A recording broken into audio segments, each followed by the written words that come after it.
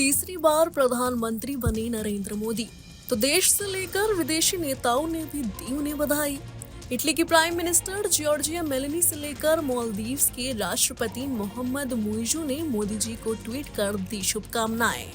तो पड़ोसी मुल्क पाकिस्तान के प्रधानमंत्री शहबाज शरीफ ने भी किया पीएम को कांग्रेचुलेट। जी हां, रविवार को प्रधानमंत्री नरेंद्र मोदी ने पूरे कैबिनेट के साथ पद की शपथ ली। लगातार तीसरी बार प्रधानमंत्री पद की शपथ लेकर उन्होंने देश के पहले प्रधानमंत्री जवाहरलाल नेहरू के रिकॉर्ड की बराबरी कर ली है। अब तक जवाहरलाल नेहरू ही एकमात्र प्रधानमंत्री थे जो लगातार 3 बार सत्ता में आए थे।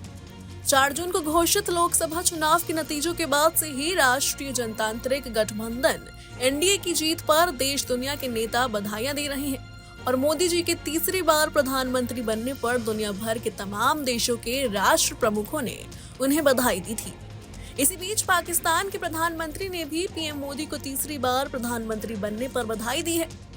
पड़ोसी मुल्क के प्रधानमंत्री शहबाज शरीफ ने सोशल मीडिया प्लेटफॉर्म एक्स पर एक पोस्ट शेयर किया और पीएम मोदी को बधाई देते हुए कहा कि भारत के प्रधानमंत्री पद की शपथ लेने के लिए नरेंद्र मोदी को बधाई। न सिर्फ पाकिस्तान के पीएम बल्कि इसके अलावा कई देशों के नेता ने उन्हें कांग्रेचुलेट किया है।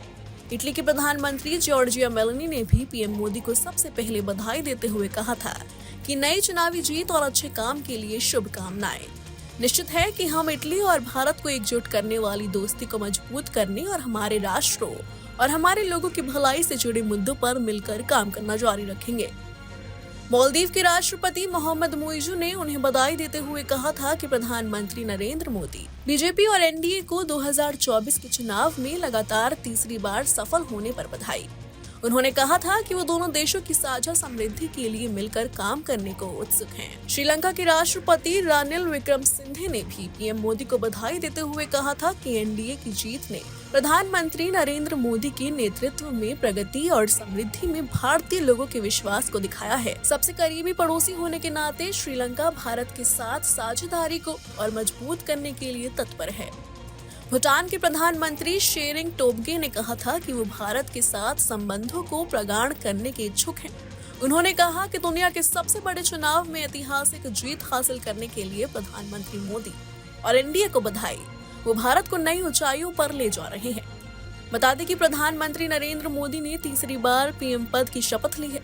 उन्होंने राष्ट्रपति भवन में अपनी नई कैबिनेट के साथ शपथ ली। लोकसभा चुनाव में बीजेपी ने 240 सीट हासिल की है, वहीं एनडीए को 292 सीटें मिली हैं। 2019 की तुलना में इस बार एनडीए को बहुत नुकसान हुआ है। पिछले चुनाव में एनडीए को 350 से ज्यादा सीटें मिली थी, तब बीजेपी ने अपने बूते पर 303 सीटें जीती थी। Bureau report, news nation.